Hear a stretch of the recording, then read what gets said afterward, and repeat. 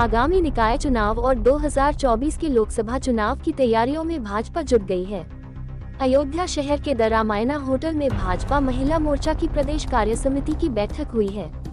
इस बैठक में महिला मोर्चा की राष्ट्रीय अध्यक्ष वानथी श्रीनिवासन, भाजपा प्रदेश अध्यक्ष भूपेंद्र चौधरी, प्रदेश संगठन महामंत्री धर्मपाल सिंह, महिला मोर्चा की प्रदेश अध्यक्ष गीता शाक्यका शामिल हुए। आगामी चुनाव को लेकर महिला मोर्चा की भूमिका पर विचार विमर्श हुआ। वहीं अयोध्या पहुंचे भूपेंद्र चौधरी ने कहा कि बीजेपी के कार्यकर्ता अपने विचार के आधार पर सरकार के कार्य और उपलब्धि को जनता के बीच में कैसे पहुंचाएं, इस पर बैठक में चर्चा हुई। आगामी नगर निकाय चुनाव और लोकसभा के चुनाव में हमारी भूमिका इन विषयों पर अलग सत्र में मंथन हो रहा है। महिला कार्यकर्ता भाजपा के विकास यात्रा को आगे बढ़ाने में अहम योगदान दे रही है। प्रदेश अध्यक्ष ने कहा कि बीजेपी संविधान में प्रदत्त आरक्षण की व्यवस्थाओं के साथ बढ़ेगी आगे। उच्च न्यायालय के आदेश के बाद सरकार और पार्टी ने स्पष्ट कर दिया है, बिना पिछड़े वर्ग के आरक्षण के चुनाव नहीं कराया जाएगा। न्यायालय ने हमें समय दिया है। आयोग की रिपोर्ट सरकार को पेश हो चुकी है और आरक्षण की प्रक्रिया को नियमानुसार आगे बढ़ाया जाएगा। अधिसूचना के बाद हम लोग चुनाव में तैयारी के साथ जाएंगे। वही कहा कि बीजेपी की उपलब्धियों को लेकर जनता के बीच में कार्यकर्ताओं के साथ जाएंगे। जनता से अपील करेंगे कि बीजेपी के पक्ष में मतदान करें। नगर निगम, नगर पालिका, नगर पंचायत में बीजेपी को प्रचंड बहुमत मिले, जिससे बोर्ड में भी बहुमत हो। हमारा नगरीय क्षेत्र की विकास यात्रा को बीजेपी आगे बढ़ा सके। भारतीय जनता पार्टी महिला मोर्चे की आज एक कार्य समिति हमारी बैठक प्रारंभ हो रही है। उसमें मुझे प्रतिभाग करने का अवसर मिला है। भारतीय जनता पार्टी का संगठन, हमारे कार्यकर्ता, सभी लोग अपने विचार के आधार पर और जो हमारी सरकारों के काम हैं और अपने संगठन की व्यवस्था के अनुसार हम लोग लगातार जनता के बीच में रहते हैं।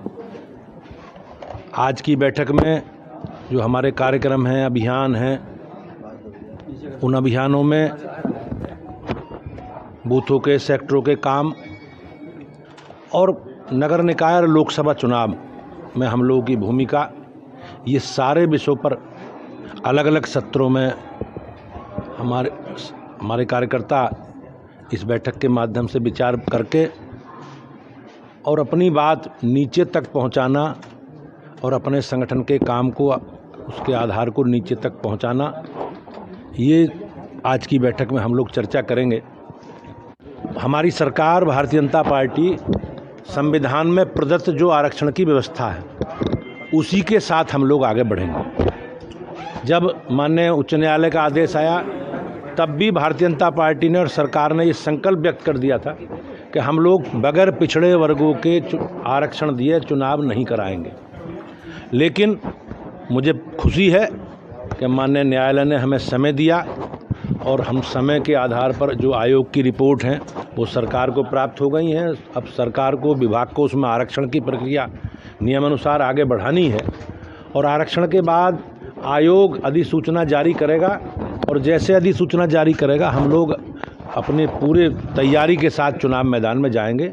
और मुझे विश्वास है कि हमारी सरकारों ने जो नगर निकायों के माध्यम से काम किए, चाहे स्मार्ट सिटी से जुड़े विषय हों, चाहे स्वच्छता से जुड़े विषय हों, स्वच्छ पेयजल से जुड़े विषय हों, सारे विषयों को लेकर हम अपने कार्यकर्ता भाइयों बहनों के साथ मिलकर जनता के बीच में जाएंगे और अपील करेंगे कि भारतीय जनता पार्टी के पक्ष में मतदान करके 100% नगर निगम हमें जिताएं, नगर पालिका जिताएं, नगर पंचायत जिताएं और अधिकांश नगर पालिका, नगर निगम और नगर पंचायतों में बोर्ड में भी हमारा बहुमत हो, जिससे हम इस नगरीय क्षेत्र की विकास यात्रा को आगे बढ़ा सकें।